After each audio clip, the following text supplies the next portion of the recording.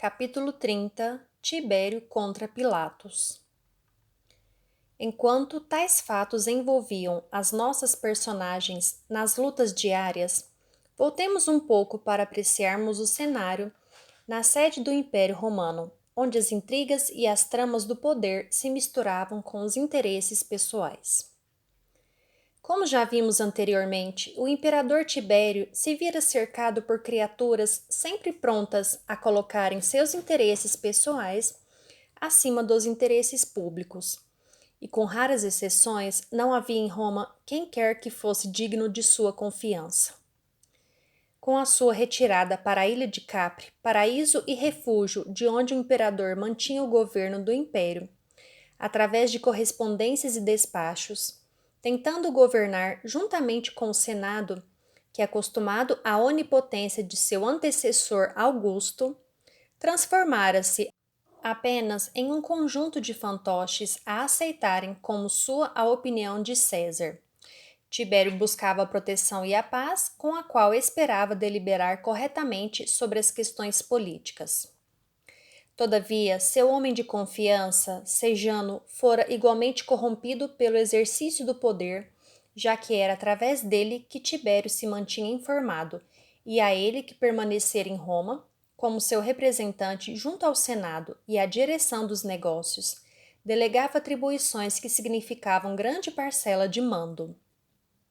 Com o isolamento, todas as notícias que chegavam ao imperador por via de Sejano eram filtradas pela sua maneira de manipular a vontade de César, que, confiando cegamente nele, acreditava em sua fidelidade. E se ela realmente existira no início e por algum tempo se manteve, com o envelhecimento de Tibério e o amadurecimento político de seu ministro, tal relacionamento passou a ser adulterado pelo desejo que Sejano possuía de elevar-se acima de um simples representante do imperador.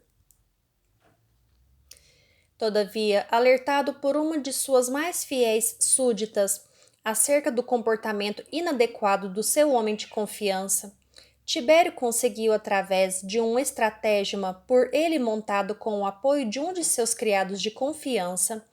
desmascarar a conduta de seu ministro, que no ano de 31 havia caído por isso em desgraça. Atendendo à carta de Tibério, lida em uma cerimônia no Senado para a qual Sejano fora convidado e na qual acreditava que receberia a mais alta e ambicionada honraria, o poder tribunício que tanto desejava. O Senado se voltou contra o arrogante e presunçoso, tão logo a missiva de Tibério apontou-lhe críticas e deslizes de conduta, transformando aquela reunião em um verdadeiro e sumário julgamento. Afinal, Sejano tinha se tornado um cruel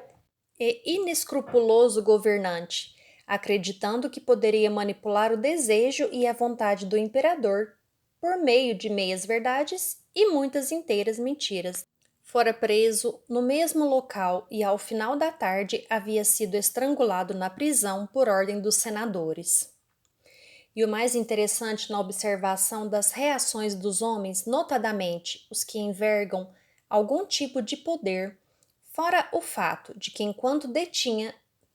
as graças do imperador, Sejano era cortejado pela maioria dos senadores que o bajulavam à cata de favores, sendo que muitos deles tinham sido aquinhoados em suas solicitações. Bastou-lhe cair na desgraça de Tibério e a maioria destes homens voltou-lhe as costas e passou a desferir-lhe impropérios e acusações, a maioria delas verdadeiras. A execução daquele homem levou o povo ao delírio. Enquanto Tibério havia solicitado a sua prisão e a abertura de processo legítimo contra ele, o Senado adotou as drásticas medidas arbitrárias próprias dos arrogantes administradores. Não obstante essa ilicitude, a morte não se limitou apenas a Sejano. Seus auxiliares mais próximos, os que cumpriam suas ordens e os que o representavam, igualmente foram caçados e mortos. A sua família, aí incluindo seus filhos, também foram assassinados e com requintes de maldade. A jovem filha de 13 anos que fora condenada à morte pelo único crime de ter sido gerada por seu infeliz genitor em desgraça, espelhou a crueldade de tais representantes políticos. O Senado deliberara por sua execução. Todavia, havia uma lei em Roma que dizia ser proibido executar uma virgem, pois daí poderia advir uma tragédia para a cidade, nos costumes e superstições correntes na época. Assim, com essa argumentação legal, os senadores deliberaram que primeiro o carrasco deveria estuprar a jovem, livrando-a da incômoda condição que a protegia, a fim de que depois pudesse ser morta, sem atrair maiores desgraças para Roma. Esse cruel comportamento por si só ainda não era desgraça suficiente. Este cenário turbulento dá bem a demonstração de que o ambiente em que mergulhara a capital do império não inspirava confiança alguma ao imperador. A sua saúde, combalida por tantos anos à frente da máquina de guerra e depois da máquina estatal, pedia amparo e por isso a carta que o senador Públio Lentulus lhe enviara no ano de 32, em cumprimento à secreta tarefa de que o havia incumbido quando de sua partida para a Palestina, encheu-o de salutares expectativas. O senador confirmara a existência daquele taumaturgo desconhecido, cujo poder corria de boca em boca e já havia atingido a capital e os ouvidos do imperador. O relato de seu enviado procurava ser o mais exato e autêntico para que César pudesse avaliar por si mesmo o que seu emissário havia apurado. Desde a descrição física até a menção aos seus atributos essenciais, relatados de maneira equilibrada, sem entusiasmos juvenis e sem ceticismos vetustos, produzira em Tibério a sensação de que ali estaria talvez a solução para suas dores físicas e morais. Naturalmente, a correspondência levava muito tempo para chegar até o seu destino, mas ainda assim, Tibério tinha em mente a possibilidade de trazer até Roma esse homem tão especial. Não tardou muito para que outra correspondência, desta vez do próprio Pilatos, também lhe fosse entregue, no expediente regular que se lhe submetia para o conhecimento dos fatos em todo o império. Depois que o governador se avistara com os 4 seguidores da Boa Nova em Nazaré, quando Zacarias lhe falara da mensagem que Jesus revelava aos mais sofridos do mundo, seguiu-se uma noite sem sono, impressionado que ficara com o teor do assunto que se lhe havia submetido na fala simples e profunda daqueles homens. Recolhido ao seu gabinete de trabalho, Pilatos escrevera ao imperador falando sobre a doutrina, sobre os milagres que ali vinham ocorrendo como efeitos do poder daquele enviado dos deuses, conforme o governador entendia e interpretava na sua fé pagã tradicional. Não se limitou a descrever, emitiu seu juízo pessoal e, na tentativa de gerar a ideia de que se preocupava com o bem-estar de Tibério, veladamente sugeriu-lhe a possibilidade de valer-se de tais poderes curadores, a fim de submeter-se a tratamento que aliviasse seus problemas físicos decorrentes do natural desgaste orgânico que advira do pesado fardo que o imperador tinha sobre os ombros. A carta de Pilatos, conquanto proveniente de um homem em quem Tibério não confiava e quem sabia ser devasso e de limitados princípios morais, viera reforçar em Tibério a esperança de encontrar recursos quando seus médicos não conseguiam encontrar saída para suas dores. Depois de muito meditar nas notícias constantes de ambas as missivas, o imperador deliberou escrever ao seu enviado de confiança à Palestina, solicitando-lhe providenciasse a viagem do profeta no maior sigilo possível, levando-o diretamente à ilha de Capri para que recebesse o tratamento que esperava, lhe solucionasse os problemas orgânicos. Da mesma maneira, afirmava Tibério estar aguardando de Públio o cumprimento da missão oficial, no sentido de, no mais breve espaço de tempo, receber as suas considerações sobre o governo provincial,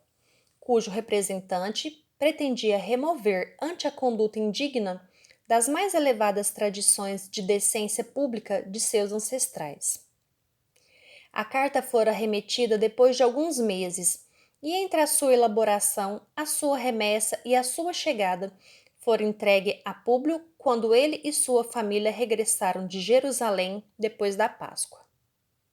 Assim que chegaram a Cafarnaum, o emissário imperial entregou ao senador o documento que, uma vez aberto, causou a profunda tristeza em seu destinatário. Eis que as circunstâncias demonstravam que a esperança de César acabara de ser frustrada pela conduta tíbia de Pilatos, que permitira o massacre daquele justo em vez de defendê-lo, usando de todas as suas prerrogativas de governante poderoso que, em nome de Roma,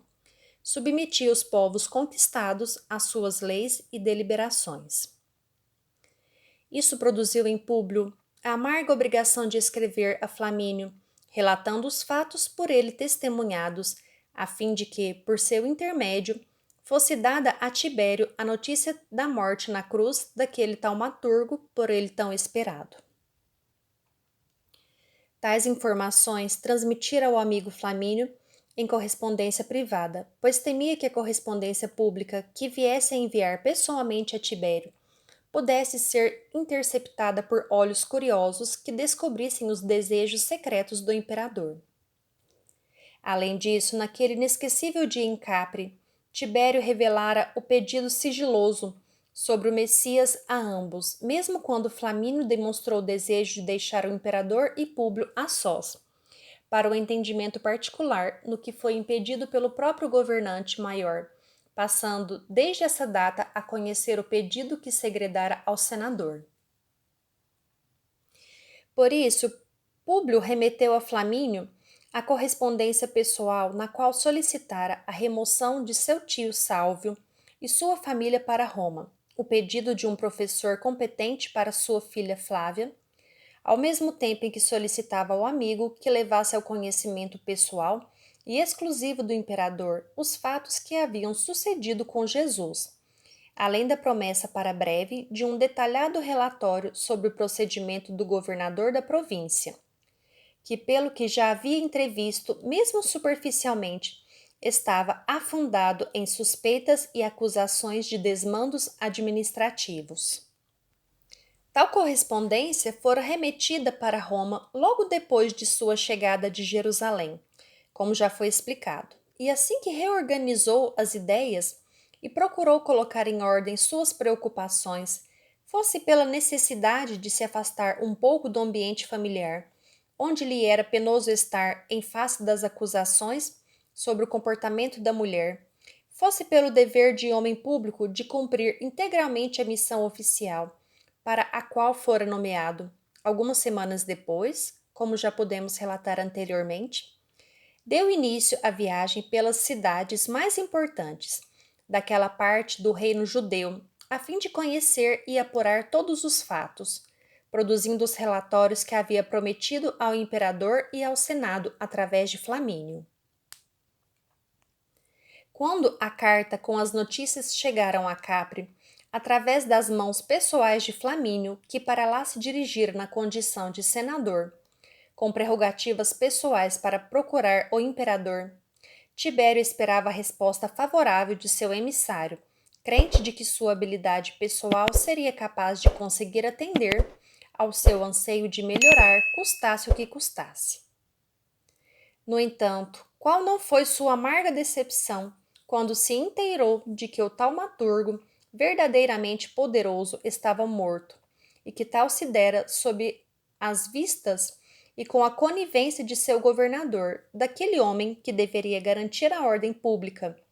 e que tecera tão positivos comentários sobre a filosofia espiritual que o morto pregara aos que o seguiam. Como, Flamínio, isso é possível?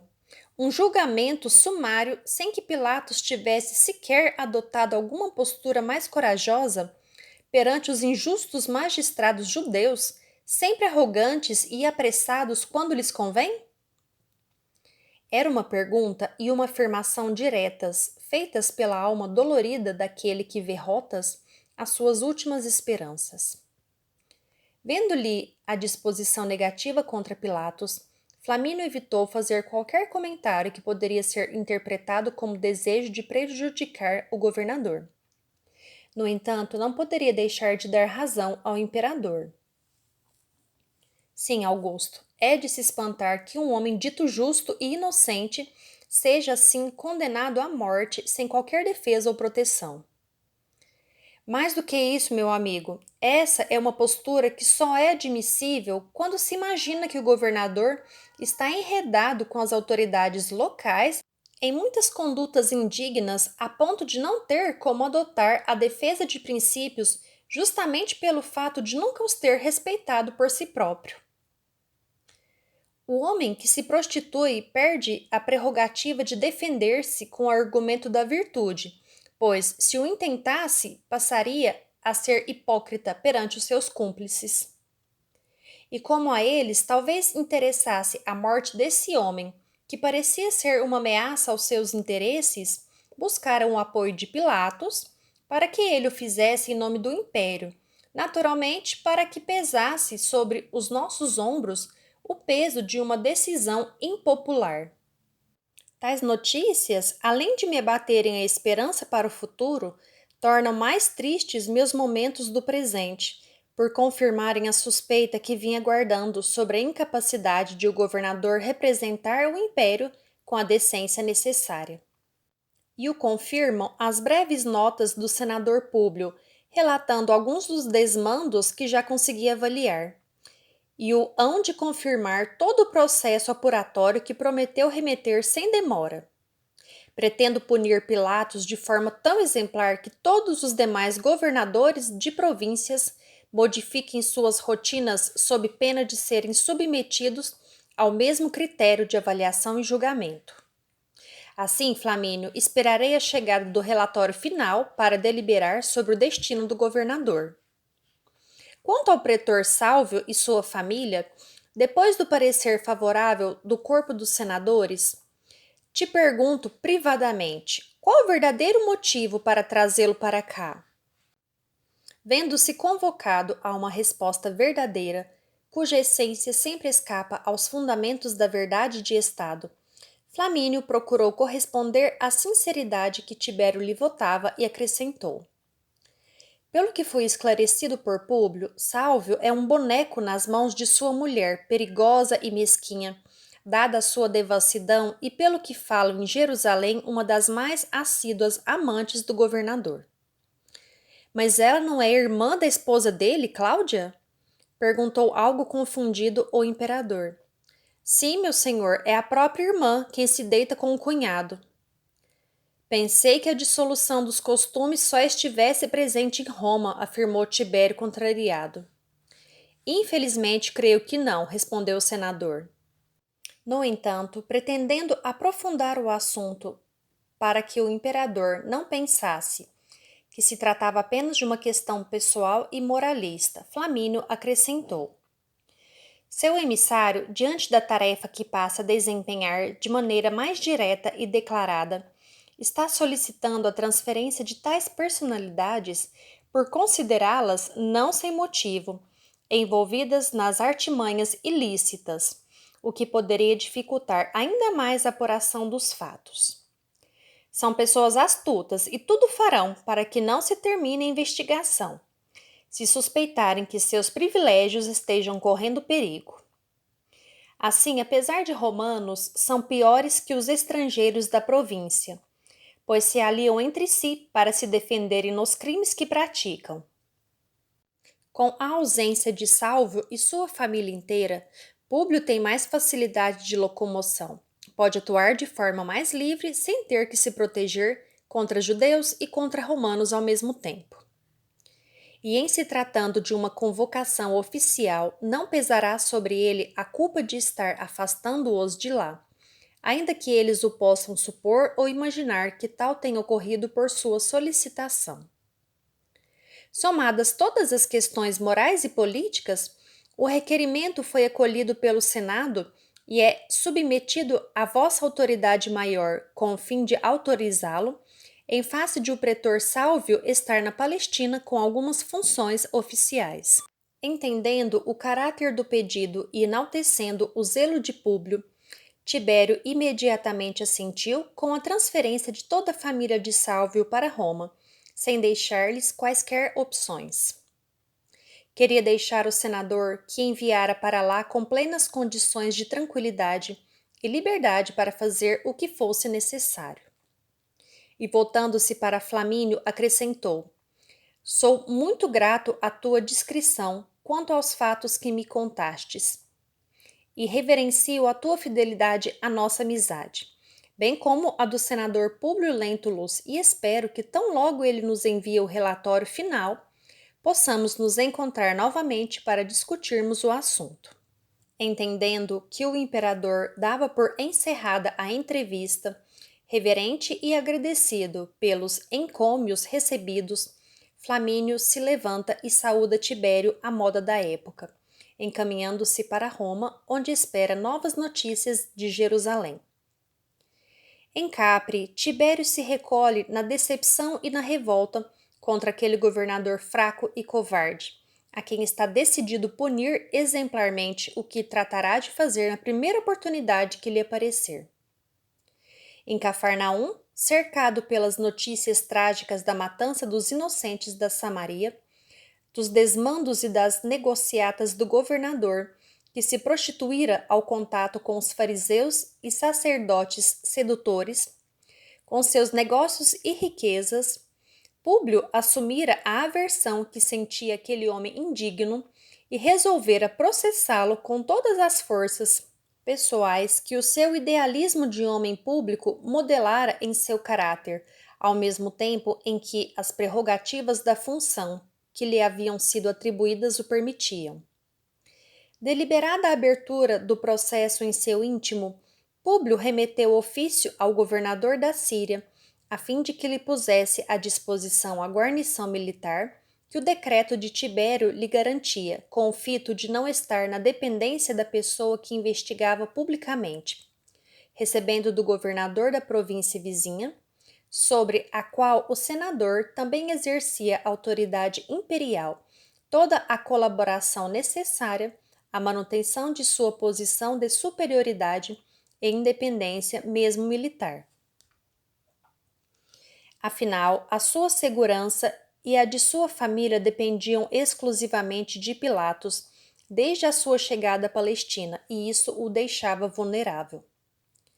Da mesma maneira, pedir ao investigado lhe enviasse suas tropas corresponderia a um gesto de inocência. Eis que a corrupção naturalmente poderia ter chegado aos mais íntimos comandantes militares estacionados naquela área. E ainda que não fosse, Públio não teria como confiar neles. De igual sorte, tal solicitação a Pilatos demonstraria uma declaração de desconfiança e não poderia ser disfarçada por argumentos mentirosos, que não era do feitio de Públio usá-los. Deste modo, recorreu à província vizinha, de onde recebeu o contingente militar que lhe correspondia, a fim de preservar a sua influência e autonomia na execução da tarefa que Tibério lhe havia designado e lhe pedia contas. Pilatos era perigoso e, sem pensar duas vezes, poderia atentar contra a sua vida pessoal e a de sua família. Além do mais, as diligências na procura do pequeno Marcos não poderiam continuar a ser realizadas com o auxílio do exército submetido ao governador, pelos mesmos motivos acima expostos. Com a chegada da vasta guarnição à região da Galileia, o antagonismo entre as duas frentes do poder ficou patenteado, sabendo Pilatos que Públio o investigava ostensivamente e ao mesmo tempo reconhecendo que não poderia valer-se de nenhuma artimanha ou nenhum meio de pressão ou golpe violento, já que estaria abrindo um conflito contra a autoridade que o próprio César havia investido. Se não se submetesse, daria demonstração pública e indubitável de que temia algum tipo de apuração sobre a sua conduta, e esse simples temor era o suficiente para apontar-lhe a culpa. Como não tinha solução, permaneceu em suas atividades normais entre a capital Jerusalém e as cidades circunvizinhas, tratando de escrever cartas a seus comparsas romanos, a fim de que intercedessem junto a Tibério, advogando-lhe a causa e dizendo-se vítima de injustiças políticas e perseguições. Escrevera também ao próprio imperador, tentando levantar suspeitas sobre a conduta de Públio através de insinuações maliciosas e mesquinhas com as quais pretendia interferir nos ânimos de Tibério, favorecendo-se das dúvidas que suscitassem em seu espírito. No entanto, apesar de renovar suas expressões de submissão e fidelidade ao trono de Roma, querendo mostrar-se servil e confiável, Tibério já não lhe devotava a menor atenção, em face de todas as coisas que ele próprio já havia realizado e que demonstravam a natureza do seu caráter, independentemente de suas próprias palavras. Nenhuma pressão foi admitida por Tibério que viesse a desautorizar a conduta do senador Públio, mas, ao contrário, só fazia com que o imperador mais nele confiasse. Eis que estava tocando o vespeiro e as vespas estavam se enfurecendo, o que significava que havia coisa errada debaixo de todo aquele protesto e que seu enviado estava se comportando conforme deveria agir. Por isso, já ao final do ano 33, Públio remete a Roma o volumoso processo que acusava frontalmente Pilatos de todos os crimes contra o Estado, que foram apurados pelo enviado de Tibério, aguardando-se o desenrolar de sua apreciação na distante capital imperial. Enquanto isso ocorria, a vida seguia seu curso na província, ao mesmo tempo em que na corte os documentos remetidos por Públio causaram impacto no seio do Senado e especial prazer no espírito de Tibério, que agora poderia dar seguimento ao seu plano de punir o governador indigno e infiel.